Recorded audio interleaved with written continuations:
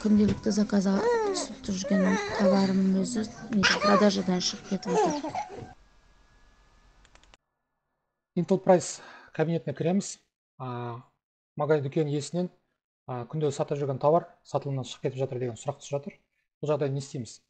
Товардың Каспи кодын сұрастырамыз, осы кодты осы жерге енгіземіз. Intel Price бағдарламасы арқылы сол товарды іздейміз. Товар бізде ашылады. Бұл бізде шахматы екен. Ары қарай не істейміз? Мына батырманы қолданып, Каспидің осы товар сататын парағын ашамыз. Парағын аштық, бұл товар қазір сатылымда жоқ дейді. Ары қарай не істейміз?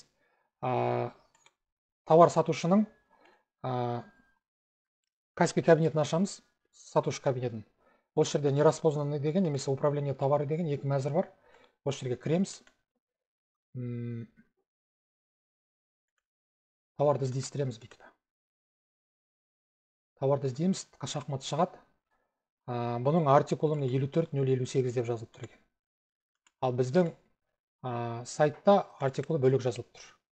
Кеше көшірген кезде артикулынан қате жібергенбіз. Не қазір жөндеп қойдық, товарды іздедік, енді дұрыс болып шықты. Яғни Каспидегі артикул қандай, сол артикул осы жерге жазылу керек. Каспи коды бәрі дұрыс. Мәселе осылай шешіледі. Қазір бір 5-10 минуттың ішінде товар қайтадан жүктелген кезде Каспиден дұрыс артикулмен шығады. Қазір басқа товарларды қарап шығамыз.